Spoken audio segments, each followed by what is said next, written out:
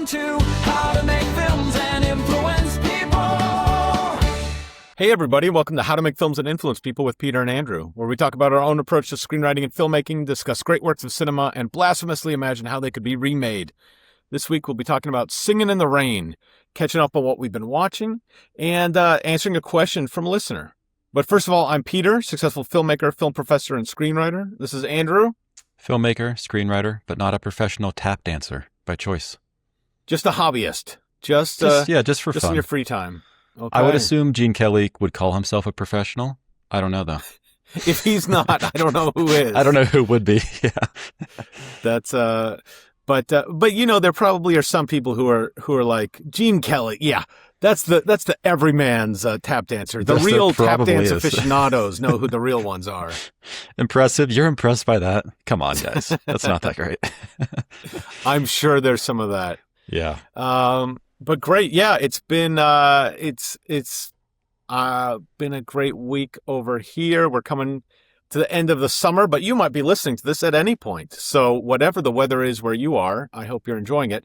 But we do have a question from a listener, and we, as anyone who's been listening recently knows, we've been mixing up some of our opening segments, but we had a great question that I wanted to address today. And this is, John said, so are there any films that are super highly rated that you think are really overrated, don't like, or the reverse, something that people seem to hate on, but that you actually love? That's a great question. I think that's a fun question about sort of our attitudes about film. Sorry, John, for getting your name wrong. But I've got actually two ideas, one on each side of this. But what did you think about this, Andrew?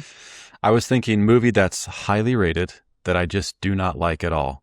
And it is Wizard of Oz, which, in my opinion, has one good scene. And it's where she sings Somewhere Over the Rainbow. Great song.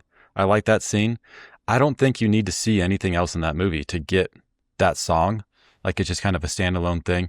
As a kid, I always thought this movie was creepy. I don't like the story. I've seen it maybe too many times.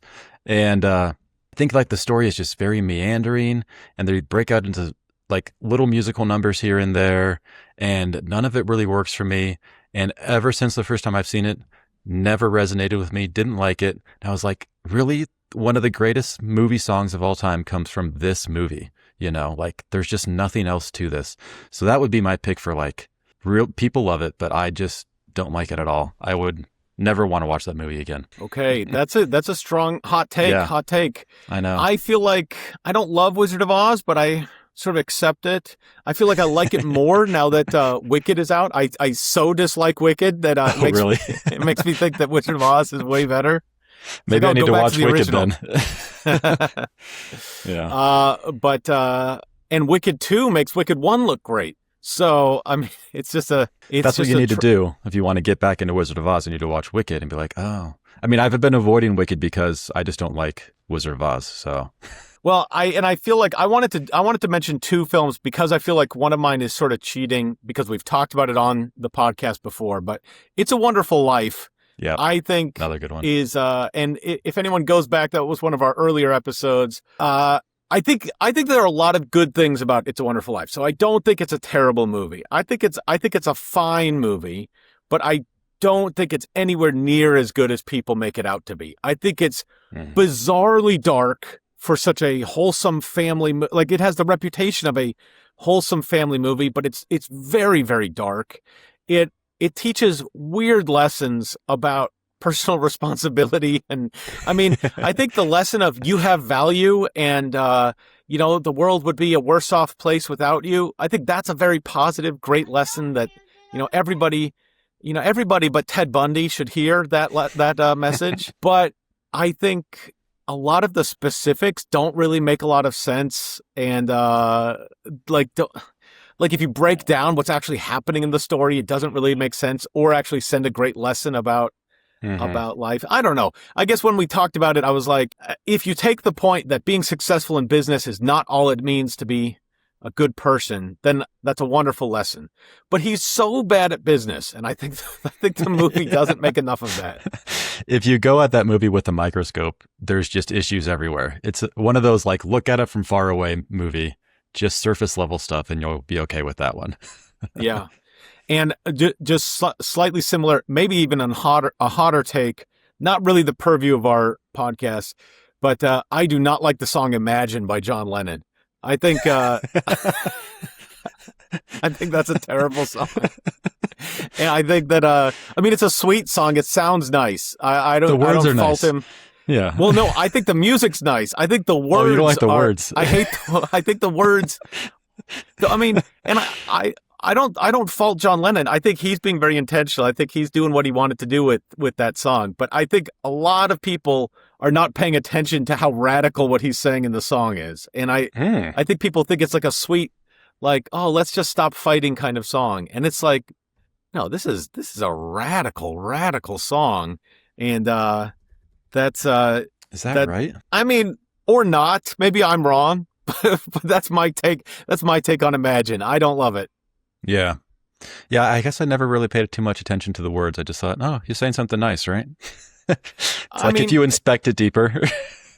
I think there's a case to be made that it's a radically political song that I'm not sure I agree with all its politics. But the general sweetness and can't we all be nice to each other, I'm all on board for that. So if that's what you take from Imagine, that's great. So a song that's probably widely considered one of the best songs ever made that you're like, no. That is a hot take. It's a hot take. Yeah. It's a hot take. I did have another film, though, that's on the flip side of this. Did you have one, or did you just have the one? Oh, yeah. If we were going to flip it around and do a movie that people didn't like that I actually really enjoyed, it's a little modern one.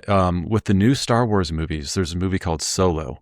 And of all of the new Star Wars movies that came out, the 7, 8, 9, and the extra ones, Solo was my favorite one by far. And I thought this was a really fun movie. It's written by Lawrence Kasdan, who did Empire Strikes Back, I think. But it's got this feel, and directed by Ron Howard. It kind of feels like the original ones to me. And it's a lot more lighthearted and playful and fun. And the action is pretty quick and engaging. And I just thought that one was that's what I'm looking for in a new Star Wars movie. But this thing bombed. They stopped making a random one-offs because of this, I guess, until Grogu came out. And this a reason people are this is one of the worst things ever made. I don't know. I really liked that one. I didn't like a lot of the other new Star Wars ones, but that was one I really liked. So maybe a hot take. I don't know. Interesting. I'll have to go back and revisit that. I remember liking it, but not being blown away. But yeah. I've got it's sort of underrated, overrated.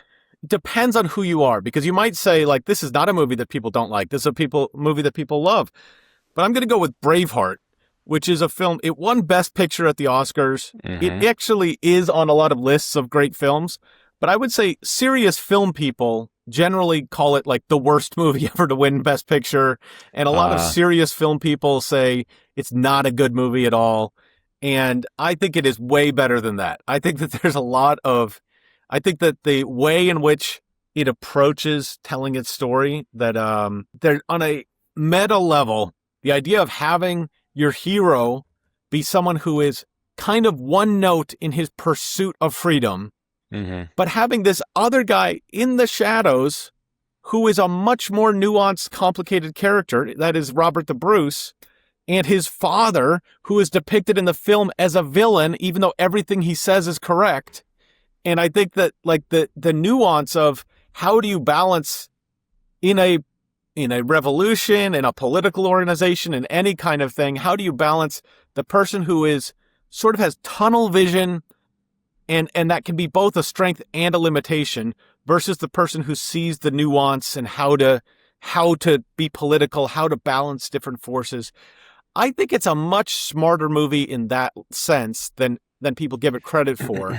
I think it's a fun action movie, and I think in some ways it's a dumb action movie, and it's not historically that accurate. But I think there's a level at which it's wildly underrated, and so that would be my choice there. I don't think I've seen that one since, I don't know, it's been a long time. I might need to revisit that one again. I remember liking it, but I just haven't gone back to it for whatever reason. I don't know if Mel Gibson's part of that. I mean, I mean, I think Mel Gibson has had a very rocky reputation, and I think It doesn't I come think, up in and, conversation really ever, though. That's true. Like, it's just kind of this, no one ever talks about it. But it was a and big there are a deal. lot of things to dislike about it. I mean, it's wildly inaccurate historically, and there are all sorts Right. of things like that. But I think in terms of, I've said my It piece. works like as a movie, on a movie level, like this works as a story. It doesn't have to be accurate. I think so, and I think it does some things that people don't give it credit for.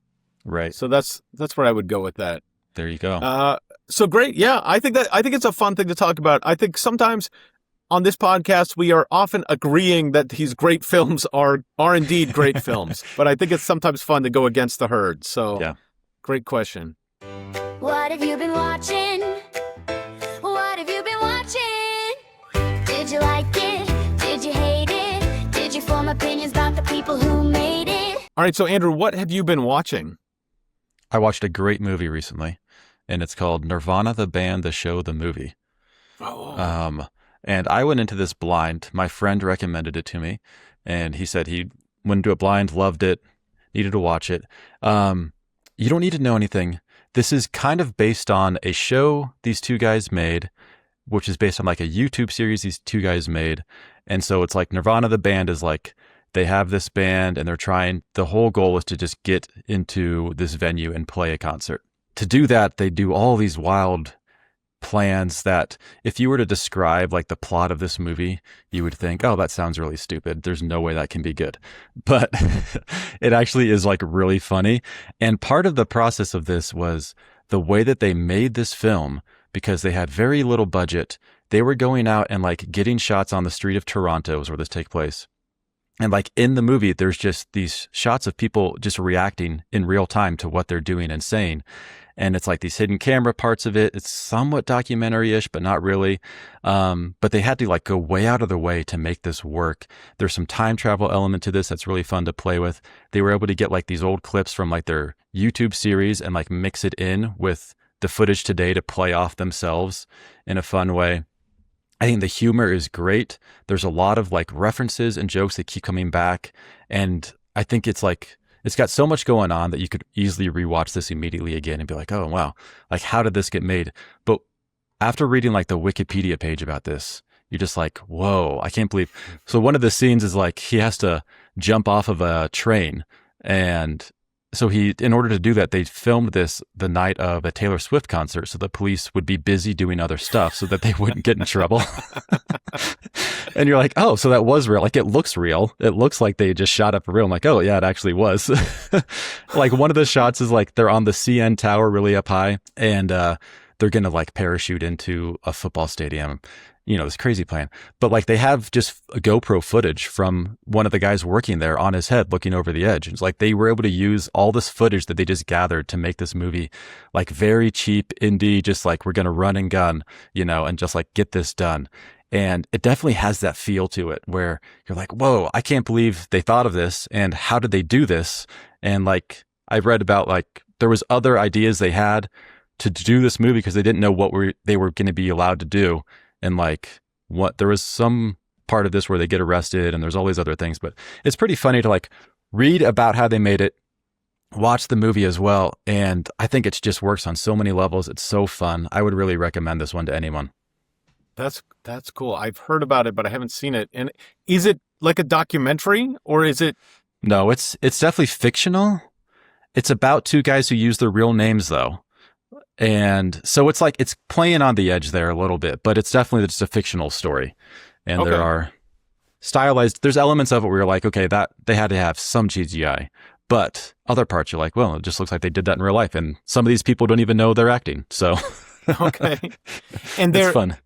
The band, it's Nirvana, the band, but is it any connection to the band No. Nirvana? It's not. No, and they didn't explain that in this movie. Maybe they do that in the show, which I'm going to watch next.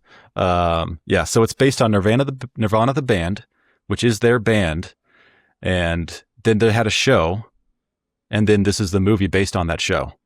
Okay. Very Okay. confusing. Like But nothing with Kurt Cobain. Okay. Nothing with Kurt Cobain. This all takes place in Toronto. Two guys, just have like it's funny. I All just, right. yeah, go into it and just see what you think. I'll check it out. I really want. Remember hearing about that, and I want to check it out. Yeah. I have been. I'm on a selection committee for a big film festival, and so I've been watching a lot of films that have been submitted for that. And I can't talk about the specific films at this point, but it's interesting to watch all these films. And I'll just say, just very briefly, just because that's sort of a unique situation to be in. I've been, most of them are not very good, but some of them are really good. And I've done this before, and it's tough when you see a great film and you want to just champion it, but you're only one person on a committee. I've seen some great films that ended up not getting accepted into the festival, and it's a big deal festival, and some of the, these films will play other festivals, but it's I think it's a real testament to like how many great filmmakers there are out there. First of all these films that are not very good, there's so much effort that went into them. And it's very impressive to see all these independent films being made by filmmakers that put their money and their time and their effort into that. And then some of these films that are great, that just won't really get widely seen. It's harrowing as a filmmaker and someone trying to get your own work out there. But I do think it's also encouraging just about how much creativity there is out there. And so that's been interesting just to sort of watch these films and sort of take it in. I'm amazed too. You never know exactly if because you have to report how much your budget was. You never know if people are gaming that and they're trying to look impressive or whatever. But a lot of these films that look really good are coming in with a listed $10,000 or $20,000 budget. And so that's been, I don't know how many favors they got, what their actual budget would be in kind as opposed to the cash budget, or if they're just lying. But it's interesting to see that that's the range that a lot of indie films are being made at now. And then you'll 10 see to 20,000. I mean, there are also films that are, hundreds of thousands of dollars and don't look any better than the one for 10,000. Right. So it's, sometimes the money's just not on the screen. The one film I did see recently that it did cost a little bit more than this was the new Spider-Man. I think that one was a little bit more than $10,000. And I saw this with my son, and I thought it was really fun. I haven't been I'm not the biggest superhero movie fan. I didn't see the last Spider-Man, which this is apparently really connecting to. So you probably should see that one before seeing this one. But I thought it was really fun. It wasn't just like, we're going to tell the origin story again. It felt like a fun new twist on the story, and I liked it a lot. It was also funny just having seen The Odyssey a couple times, but seeing this with Tom Holland and Zendaya and John Bernthal, it's like he's in that too. It's like there's only 3 actors allowed in Hollywood right now. Right. Yeah, if you look at how many movies they've come out in recently, it's a lot. Yeah. And she was in a movie with Robert Pattinson earlier this year, the drama. Right, the drama. Who's also in The Odyssey. I mean, it's just a tiny, tight-knit. So that's my week. It's been seeing the tiny, tiny group of people who are in all of the Hollywood movies, and then seeing all the hard work being done by independent filmmakers. So yeah, the barbell approach to filmmaking. The big and the small.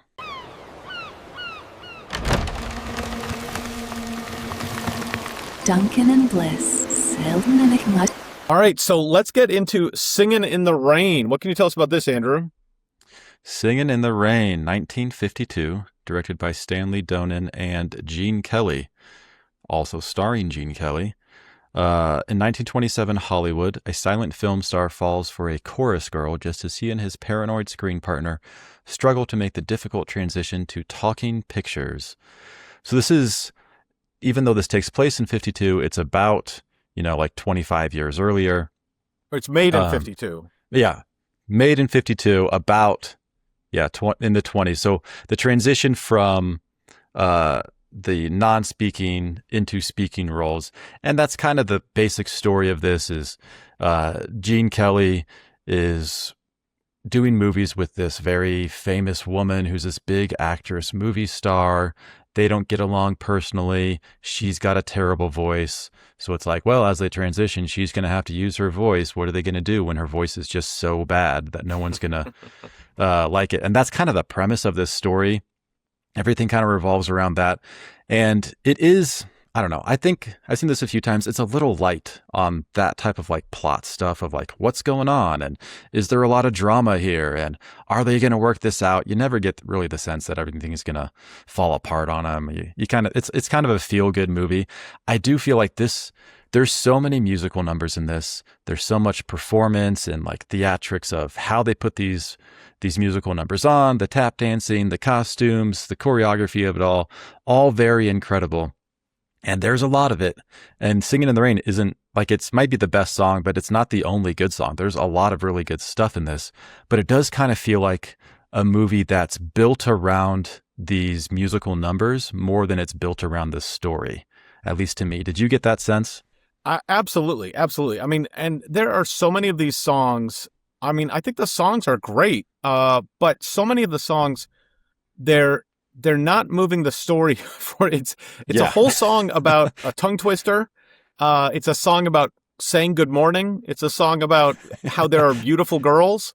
I mean, it's not like the story is really moving forward, but apparently this really is kind of a jukebox musical that like Mamma Mia is a classic example of this, which is a little bit more specific, or there have been some other Rock of Ages. There have been some others like this but in Mamma Mia specifically, they take these songs of ABBA and then basically write a story around that.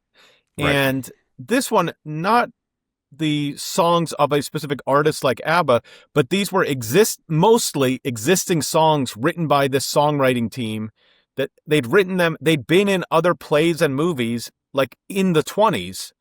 And so these would have been familiar to the audience in 1952 as like songs that people knew now being put in a film. So it's kind of, I think the closest comparison, Mamma Mia is so ABBA specific, but the movie Sing, for instance, I think the animated movie Sing, I think is very, very close to this in that kind of sense of we have all these songs, let's incorporate them into a movie. And so it's an odd film then in that sense, because it's not really starting with here's a really strong character, here's a really strong premise. It's more like we've got all these songs and we've got this basic idea of the transition from silent films into talkies and what that mean for the industry. And I actually think it's kind of a fascinating way to start a movie because to start the development of a movie, because in so many films are started with sort of a typical let me tell you a story kind of constraint, but here it's if we have X and we have Y, how do we then make the best film out of that? And I think that's a really great approach to filmmaking. Not always, but I think when you're actually thinking about making a film, that ends up being what you do. What's the best version of this you could make? And maybe that's why this is, I don't know if it's why it's such a highly regarded film, maybe why it's such a big hit at the time was people knew it. It's very strange to have a film like, we wouldn't say Mamma Mia or Sing or Rock of Ages are like these great films. It's more like just a fun audience film. Like you go into it, you know the music, you're going to have a good time, but you're not expecting like a great work of cinema out of this. Whereas this movie is like very highly regarded. I don't know if it was the first one to do this, but it's interesting that like it landed as crowd pleaser, big musical numbers, everybody likes it on the surface level, and then it had this like very high staying power to where this has just been a relevant movie throughout all of history, basically, where everybody knows this movie to some degree, has at least heard some of these songs even today. And that's kind of crazy to think how, it's permeated the culture so much. Yeah, it's an interesting, we're skipping right ahead to is this a great work of cinema? But, it's an interesting question of like, what is this for a film? How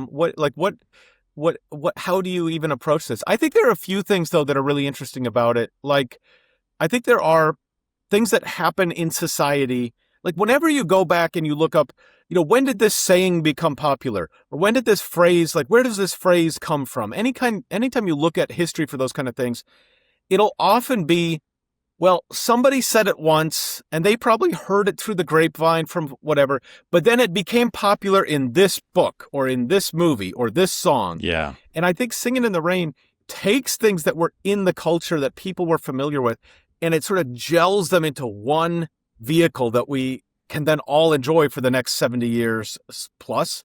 And like these songs would have been familiar to the people back then, but I think it puts it all in one venue where you're then just celebrating the vitality of movies and of life. It's so colorful. There's so much action in it. And so I think it's just bringing all these things together in a really attractive package. Yeah, and it's not too long. I mean, I think that last musical number, the really big one, feels a little long, but it's such a spectacle. They got all these extras in it, and you can see like they're really putting it all on the screen for you. They really want this to be a really fun, like spectacle of a movie. And I think that works for the most part. I don't think like I think to a modern audience, this might be a little slower dragging parts because this music just isn't as relevant, all of it today as it was back then. But I do think like the way it's presented is a big part of why this is still like a movie that we talk about, because it's got so much color. It's got so much energy to it. You can really feel these performances, especially the three main actors. They do a really good job of just getting all that energy and performance off of the screen to you as an audience, that you can just feel it. And I think that really worked in this film. Yeah, I think this film works on sort of two levels that are different from how most movies work, but it kind of works well for being esteemed as a great film, which is on the one level, it's at every moment, it's pretty fun. I would say, the songs, while they're not necessarily moving the story forward, they're good songs. The dancing is incredible. There's lots of color, and the dialogue is very witty and quick. I think, it's a tricky question of how is the film's paced, because, we'll take 5 minutes out of the story to just sing a song about good morning, but then every conversation that people have is at a very good clip, and it's moving fast. So it's like sometimes paced extremely well, sometimes paced kind of slower than we're used to, but I think it's an enjoyable watch. And then I think the other level that this works on is if you were to tell somebody what it's about, it's so simple to say what it's about. It's, people were transitioning from silent films to talkies, but what if you're an actor and you can't deliver the lines? Or what if you've got a crazy voice and now somebody needs to come in and dub your voice for you? Like that, I think that's a really easy to understand, interesting concept. The movie doesn't go that far beyond it. Like there aren't then a ton of twists and turns, but that's basically it. But if you were pitching it to somebody, like that's an easily understandable, like why that would be a fun movie to see. Yeah. And I think it helps a lot like that. It's witty, it's quick paced, the dialogue's very fast and snappy. I think it's a comedy. It's a little tongue in cheek as well, like referencing what it's doing itself. This is a talking movie, but it's talking about when they couldn't do that. And it's kind of playing off itself a little bit. So I think that kind of self-referencing itself a bit, like knowing what it's doing and having fun with that, I think is also a good part. If this was like a drama, I don't think that story works as well. The fact that it is a lighthearted story is one of the reasons that you can get away with breaking for these songs that don't impact the story in any way, because it's kind of at the same level, at least emotionally, that you were at before. You don't need these. There's not a lot of big swings. It's kind of just, this is fun the whole time, and I'm not too worried. It's not really scary at all. There's not these emotional highs and lows to it. I guess you could say it's kind of one-toned, but that tone is fun, like it's energy, and it just doesn't let up. It's almost like, going to see a musical or a play where I'm just here for the music and it's going to be a fun time. I don't need much more than that. Yeah. I mean, it seems very heavy on the spectacle and on the performance aspect of it. We don't know a lot about the characters. We don't spend a lot of time like really getting to know the deeper levels of the characters. I don't think that's really the focus of the film, but I think like their relationships, they don't have a ton of nuance to them. It's pretty clear what everybody wants, and they're sort of always clearly pursuing that, which is not bad. That's what you need for a story. It just doesn't go a whole lot deeper than that. I kind of thought, from the beginning, you're like waiting for the Singin' in the Rain to come about, because it's called Singin' in the Rain. And, I don't know if you were to say, what would you call this movie, that I would say, oh, it should be called Singin' in the Rain, because, this doesn't really have anything to do with the plot. But this song is such an iconic song. And I kind of like the fact that it comes so late in the movie. It is not like one of these, like with Wizard of Oz, Somewhere Over the Rainbow, it's your first 20 minutes, and then it's just like, okay, that was the big piece. That was it. And then you just kind of move on from there.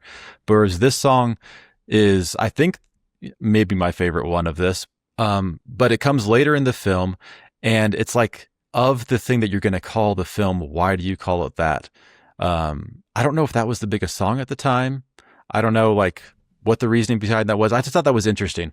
And I was wondering, what do you think about that? Of like Singing in the Rain, like, why call it that? Why is this the song that defines the movie in some way? Like, is that the piece of it that really matters? I don't know. That was an interesting thing about that. It's an interesting question. I'm not sure of the history of that and if why exactly they decided to call it that. I mean, it was a famous song. It had already appeared in multiple films. So I'm not sure why but I do think on a thematic level, there's something about Singing in the Rain.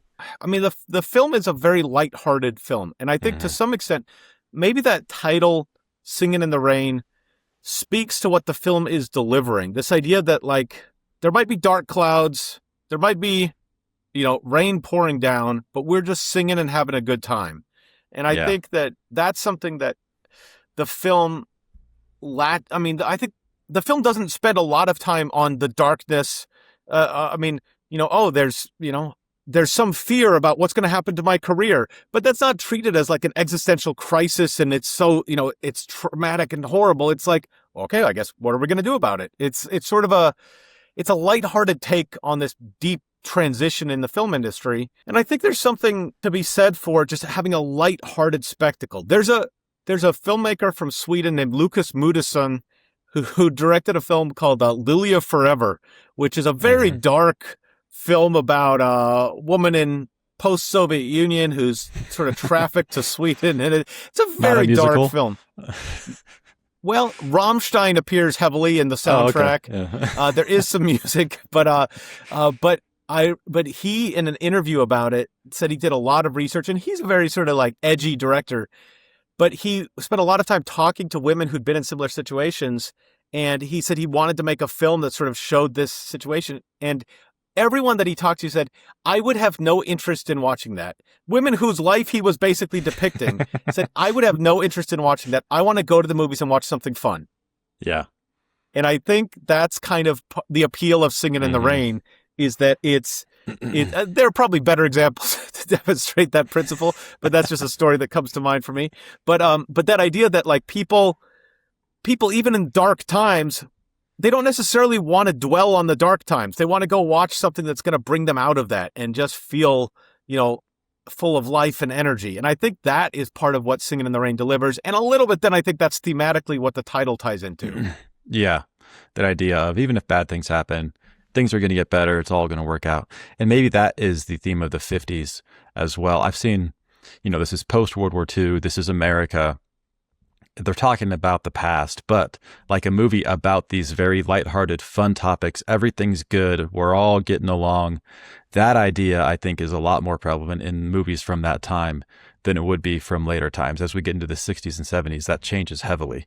But like, even under the surface of this one, you don't get a sense of like, we're pretending to be happy or we're just putting on a show. It does feel genuine. Like they genuinely think everything's good.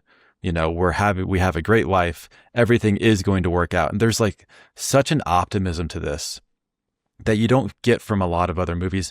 And I don't know if that's something to do with the 50s in particular. I think there's something to that, just being in that time. But I don't know that a movie like this, if something like this came out today, I don't know if you could have that just be it's just optimistic and great. That's a tough sell sometimes as well. Even though people want to have fun and enjoy the movies, I don't know that the way they do it here would be the way that you would do it at other times throughout history. Yeah, I mean, there are two films that come to my mind that are very similar or cover similar material to this. There's a movie called Hail Caesar by the Coen brothers that covers this sort of era. And there are a couple like elocution scenes where, they're teaching, just like the Moses supposes kind of scenes from Singing in the Rain. There's some really funny scenes like that in Hail Caesar. And it is also sort of a madcap comedy. And I think that's a good one. I would recommend Hail Caesar as well. But I think the film that's closest to Singing in the Rain story-wise is probably Babylon, Yep. which really covers a lot of the same material, but then is saying, let's take this as dark as possible. and I think that's really I think that shows it's interesting to compare the two because I think they're kind of a companion piece. A bummer of a doubleheader though, but like a companion piece of this is probably more what the Hollywood of the time was like in Babylon, but in Singing in the Rain, this is sort of the optimistic look at what Hollywood might be Yeah. like. And it's sort of two different takes on how you, I mean, in Babylon, like they descend into hell in the Hollywood Hills. It's this whole craziness. I mean, so I think that goes beyond being realistic into worse than realistic, but it's interesting to compare the two sides of that. Yeah, as far as the story goes, about that time period. But if you look back throughout history, there's all these stories of like terrible things happening, the way that these movies were made. The Gene Kelly character is a like stuntman. And from history, like, well, he was put in very dangerous situations. The fact that he even lived through that is something, right? Because there's just no standards, there's no safety measures, and it's just you kind of being thrown to the wolves back there. But the way that they put it in here, which is also kind of fun, like he's talking about at the beginning of the movie, like dignity, and it's like, this is all slapstick stuff, and like there's that kind of juxtaposition of what he's saying and what you're watching, which is funny. But like the other reality of it is like what we see in Babylon, where it's very dangerous and like you could lose your life and you're not working for much money. And, these people in power kind of control everything. And so it doesn't really touch on that aspect, Singing in the Rain. I don't know that it could and keep the style, the lightness of it, but it is interesting that it's there. And depending on what take you want to go with it, like there's a lot of different ways you could talk about this time in history. But during the 50s, they wanted to talk about this side of it, the happy side of it, the optimistic side of it. Whereas now it's, let's talk about reality. Let's see what's really under the surface. Let's put it all out there into the light and see what it really was like. And I think they're both valuable, and there's, a reason to watch both of those films. But it's just interesting to take on it. Yeah. I mean, I feel like you couldn't get away with making a movie this optimistic right now, but that doesn't mean it's a worse movie for it. I think the tastes change. And I think sometimes you could get away with it if it was like a big comedy, like, and you're saying the jokes are the point. And so we're not going to really examine the situation that much. Like Anchorman, it's not a hard hitting look at 1970s news culture. It's a lighthearted comedy about it. But I think that I don't think it's worse because it wouldn't. I wouldn't say it has aged poorly. It's just it wouldn't be made today. But that's different than having aged poorly. That's a good point. Like I think it still works today. I think this is a movie you could show to anybody, even kids, and most people could find some enjoyment in this film. But that's an interesting way to think about it. Of like, no way could this be made today. No way are the topics like that even that relevant. But it hasn't really aged itself out of conversation. And maybe it is just because it's so optimistic and it's so one thing that if you're in the mood for something optimistic, it's there and it's not going to challenge anything. And it doesn't need to. It just needs to be what it is. And that's why it's like lasted so long as this film that people still talk about. Yeah, I think there's something to that. What in terms of like the big spectacle of this, one thought that I had, I wanted to see your take on this, was there's so much impressive dancing, so much choreography. I mean, sometimes it's just the tap dancing, sometimes it's the choreographed groups and the dancing partners, the costuming, the sets. But I guess I wonder, the way that it's shot though, it's pretty much like you're watching a play. For a lot of the shots, it's just it's a static camera, or it's very limited camera shots, and then we're watching the performance. And I think in some respects, that's awesome because it then lets the actors actually show off their dancing.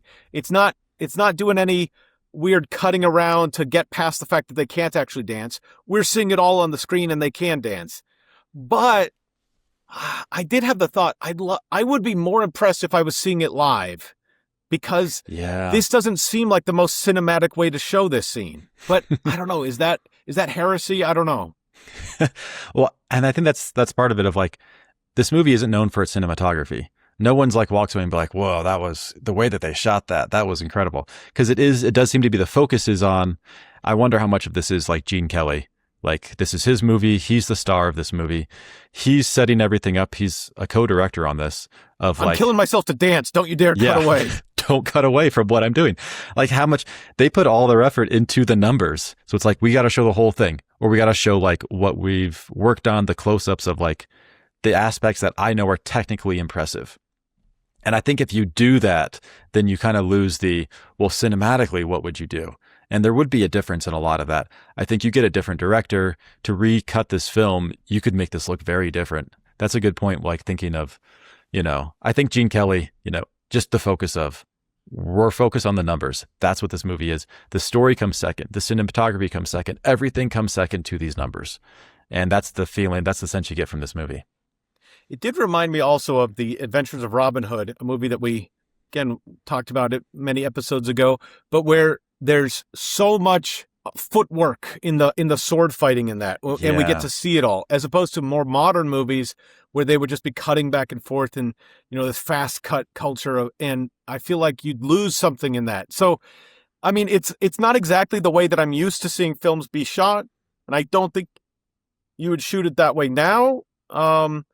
But you do really get to appreciate the virtuosity of their dancing, which is cool. And that's an art that you don't see anymore, really. I mean, there's not many movies that would do these numbers like this, all that production to show that. It just doesn't happen that often. Yeah. So how do you think this lines up as a great work of cinema? Is this, people remember it nostalgically, but it's kind of too fluffy to be great? Yeah. Or is that what makes it great? I know. I think the nostalgia part of this is like a big reason. I think it's so easy to watch, very accessible. It's not asking too much of you. Would I consider this a great work of cinema? I don't personally. I don't think it like sits at the same level of these other films.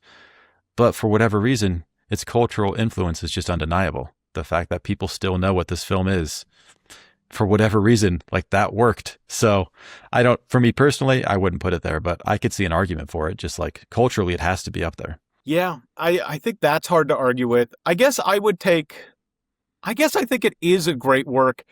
I don't feel, if I listen to the music and Sound of Music, which I think is that might be my top musical. That is. And like, you really feel connected to those characters. You feel the story there. The so music many of tells the songs the story. here. Yeah. That's not the case here. Not the case here. This is a lot lighter. I mean, not lighter. Lighter is not the issue so much as that the songs, I think it is some of that jukebox musical element that they weren't really written for these characters. They're kind of interchangeable. Who happens to be singing this song? Like, Good Morning, like that could be, it's a great song. And I think we've all heard that song in life, but does that say that much about those characters specifically? I'm not sure. But I do think that in terms of the spectacle of the dance, the music, and just putting this out there to the world, I think it's an important film to see too. It also just does capture that moment in Hollywood history that is, even just with a couple scenes of it, you're getting that sense of like how Hollywood transitioned from one era to another. So I think it's not my personally favorite film, but I enjoyed watching it much more than a lot of films that I might think are better films. And I do think that it stands as a really important cultural institution. How would you remake it if you had to? If the studios backed the truck up and paid you, what would you do? As important as that was, what if we had to remake it? And I want to just say, maybe this weighs into your thoughts or not. It was made in 1952, so started a couple years before then, about like 27, 28, 29. So it's really like 20 to 25 years after the time in which it's set. So that is like if we were making a film set in the early 2000s, which is just I mean, I feel like maybe we are. maybe we are. I want to hear. But I feel like when I think about time moving, I think of time moving quicker now than it did in the past. But when Yeah. I think of the monumental shift from the late 20s to the early 50s, like, whoa, Oh, yeah. that makes the last 20 years seem in some ways not as big a change. But what's your take if we were to do this as a family film, which I know we'd have to cut out a lot of the swearing and drugs from this one, but how would you approach the family film remake of Singin' in the Rain? I mean, I was thinking of the opposite because I think this is a family-friendly film. I don't know. You'd have to change anything. It's pretty easy. I think maybe if you were going to update this as a family-friendly film, you would update the songs. That would be it. You could tell the same story and update the songs. I was thinking, though, of maybe you have a take on that. I was thinking of like the opposite of like, how do you make this darker? And I was going much more in the vein of Babylon, which is like this really dark take on that same time period. Could you keep this music, though? So that was kind of like I was trying to figure out, how do you keep these numbers but tell a much darker adult story, like a more mature story with these numbers? And I was thinking you could, if you did more emotional swings, and maybe not keep all the numbers, but you could still keep that Singing in the Rain. Because I feel like that, like optimism in the face of some tragedy, you could have that. If he was actually like put out on the street, I was thinking of like, these Charlie Chaplin movies where he's kind of like a bum on the street. If he played into that a little bit more, also take place during the 20s. And really like show him being really down and do these like a much higher high of like getting to the top and then falling. I think you could do kind of that story and keep a lot of the same songs, not all of them though, and maybe make it a little more mature. I don't know. That would be my pitch. Yeah, it's just all Fatty Arbuckle and his controversies. That's what the whole movie's about. Yeah, I mean, I think you could definitely do that. I approach this.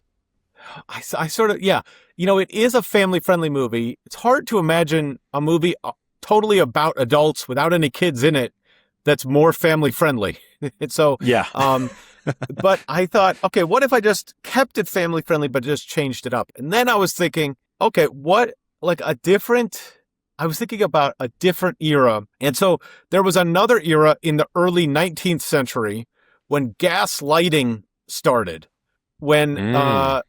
which is kind of a bigger deal than, like, electricity was better than gas lighting, but it basically was just replacing gas lighting that already existed. Gas lighting, though, was such a giant leap up from like fire, like from burning wood or candles, that being able to have gas lights in cities meant that you could have street lights. It meant that you could have like clubs and theaters open at night in a different way. And I think that like that would be an interesting era to explore that I don't think has really been explored in film. And so this is sort of a cheat because it's not any more family friendly than Singin' in the Rain is, but I think you could do it in a family friendly way. And I'd love to see the remake in the sense of people transitioning from, okay, you used to only do things during the daytime, but now all these new opportunities present themselves for nighttime entertainment. And, it's sticking with the world of entertainment, but like some people will rise, some people will fall as this kind of new world opens up. And what does that look like? So you go to like a dance hall or new performers who are used to doing things in a certain way, and different people come up who are now doing it in a way that fits the new era. I think that would be a really fun movie to watch. It's not particularly family friendly, but I think you could keep it family friendly, just like Singin' in the Rain is family friendly. Right. Yeah, that'd be an interesting about a time people don't really remember anymore. Yeah. I mean, it's so far away in time from us, but it is one of those things that had a huge impact. And it is one of those things too, where like gas lighting seems so old fashioned, but it was the bigger leap than electric lighting in terms of like how much it changed lifestyle. And I think it's like electric lighting, it then allowed a lot of other things, but it was sort of an incremental improvement on gas lighting. And I don't mean lying to people to make them think they're crazy. I mean the idea of genuinely having lights fueled by gas. Gas lighting. That's right. Yeah. But so that's it. I think you could draw a lot of people into the movie just like with confusion about what the movie's about. Yeah. What is this? Singing in the gaslighting you? gaslight? Yeah. So anyway, that's my take. But what if instead we had to do this no budget? How would you approach it? Yeah, it does seem like there is a budget on this screen. I don't know what it was, but I think what you could do is cut out all these musical numbers with the extras.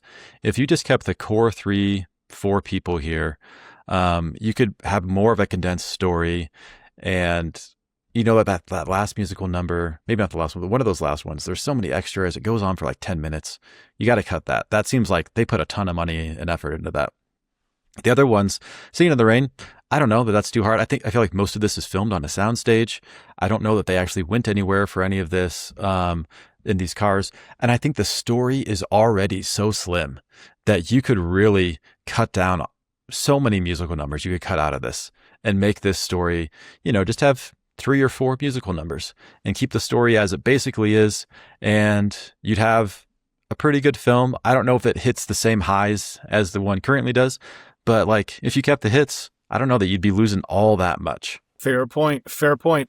I was just having a little fun with this. So I thought, what if we do go to another time period that lines up with this? But I was thinking, what if we go to like more recent past, 10 years ago, something like that, or even today, but you remake it and you say, I feel like one of the big changes is social media and not necessarily like the rise of YouTubers or TikTokers, but more the expectation that celebrities will have a social media presence. And I thought, what if you have a story about, there's a famous actor or actress, or we follow a couple of them, but let's say she, because that's the closer parallel to Singing in the Rain. She's a famous actress. She doesn't want to do social media. She doesn't want to take pictures of yoga or take pictures of what she's eating. She doesn't want to engage with this, but that's kind of now required for her job. So they find a person to live her life for her, essentially. Yeah. That like, this is going to be the person who's taking the social media, like she's taking photos of her life that we are then putting through your Instagram account or whatever to show like, this is you living your life and this is your social media presence, even though it is not actually you, the celebrity.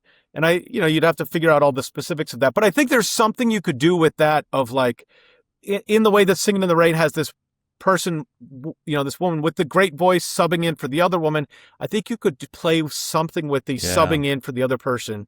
And I think if you keep it then to sort of like a small, maybe not a musical at all, I guess in this version, but more just like a drama about what this life then looks like for the celebrity as they're going about their life and the person who's taking their place on social media, what that then looks like. You just keep it as sort of a contained drama, just following them around their life. So much less fun, but I think that would be an interesting like update on Singing in the Rain. Yeah, that'd be the modern take. I actually wonder if that's not actually happening. Like there could be celebrities that are paying people to just create their Instagrams for them. Oh, It yeah. seems like it probably is happening. And that'd be a fun take on it. I wonder, you probably have, you certainly have people who are doing all the posting. I don't know if there are people who are like actually living the Faking life stuff. and then pretending that that's the life of the celebrity. But if someone else is taking all the photos and posting it, like that's most of the work. Yeah. So You're already hiring most of it out. yeah, you do then have those people in your life. And if your objection is you don't want as much intrusion on your life and you want to just totally farm that out to somebody else, I guess that would be different. But yeah. And just sing about it, Add some singing. I don't have and much you're of a good. social media presence, but what I do have is actually me. So there you go. But this podcast does. You can follow us. TikTok, Instagram, YouTube, Facebook. Wherever It's all there. podcasts, videos are found. And you can also just listen to us if you don't want to see our pretty faces. But you're missing out if you do. We have one more remake. And so that is the TV series, either an ongoing series or like a 10-part Netflix. What would you do? You definitely have to make some changes because the story just is not enough there to do a TV show out of it. But I think if you leaned into we're working around these songs. And so each episode is going to have a song or two, and you could just use whatever popular songs of the day. I think this is very similar to the TV show Glee, which did like, we're just going to put popular songs into our story and they're going to sing these songs and put on these productions. And then it's kind of work into the, whatever the episode of the day is of like, okay, here's the story for today. Here's some songs that would match. Let's throw it in there. But I think you could do, if you kept this, like, it is an interesting time to talk about. So if you did like this transitioning time in the 20s between talking movies, and you kind of, I think with the story, you could start off with the Gene Kelly, and he's working with this famous actress, and then he meets the other woman, and then you kind of like do a whole season where they kind of work up to he's going to start dating the girl he just met, you know, or however long that takes. You could kind of really expand on this story a little bit, where your day to day is he's working on a movie set. That's all. That's pretty fun. The other girl's working as like the singer that goes around to parties and stuff and pops out of cakes or whatever. That's kind of fun to watch. And then like his sidekick guy who's also there. So I think you could like contain it to those main areas and just really expand that story out, drag it out a lot further, and just do some fun musical numbers and like popular songs, kind of like Glee did. That could be cool. Yeah, I think that's a great idea. And I think that would keep up with that sort of like real positive, optimistic attitude of this. My take was a little bit like, I don't know if you saw the show, I think it's called The Offer, but it was Miles Teller about the making of The Godfather. And oh, I never saw that. I was thinking, what if you make this sort of about the making of Singin' in the Rain? So we're in the 50s, but you're sort of then seeing both the 50s time period and the 20s time period as we're going sort of back and forth between the people working on this. We're making a movie about Hollywood in the 1920s, but we, the actual audience, are seeing also Hollywood in the 1950s.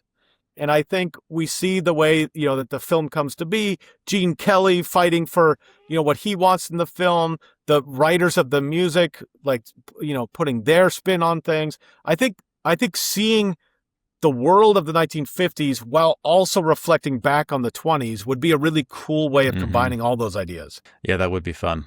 This, because it's all in the past, but to go past, even further past, would be kind of fun to play off of. Would any of those be better than the actual film? I mean, it's possible. I think several of those I actually might want to watch. I would take like The Dark. Like, I really loved the movie Babylon. I thought that was an amazing movie. Yeah. Like, that's kind of a modern take on this. If they did a TV show and it's set in that time, that could be interesting. I don't know. I think that time period is so interesting. I actually think this would be a good one for a TV series, because I think there's a lot more that you could do, not with the plot per se, but with that world that they've sort of hinted at in the movie. I think you could go a lot deeper in a TV series. Yeah. I'd be open to it. Well, all right, Hollywood. So we're here if you want to do it. Any of those ideas are doable. Final verdict on Singin' in the Rain. Who would you recommend it to? Any caveats on recommending it? I think I recommend it to anybody. I don't know if there's really any caveats to this. Just go watch it. I think you'll enjoy it. I don't know that there's going to be like a strong take anyway, but I think everybody would enjoy this one. It's a good one to go watch. Yeah. I don't think you need to overthink it. Like, I don't think it succeeds with like lots of hidden depth. I think it's mostly just a lot of fun. I think if you tried kind of half watching it, you would miss a lot. So I think like if you're going to watch it, you should pay attention, because so much of it is the visual spectacle. But I think anybody could appreciate it, even if it's not always your bag to watch a big fun dancing musical. All right. Well, there we have it. Thank you for joining us this week of How to Make Films and Influence People. Check us out, howtomakefilmspodcast.com, and we'll see you next week.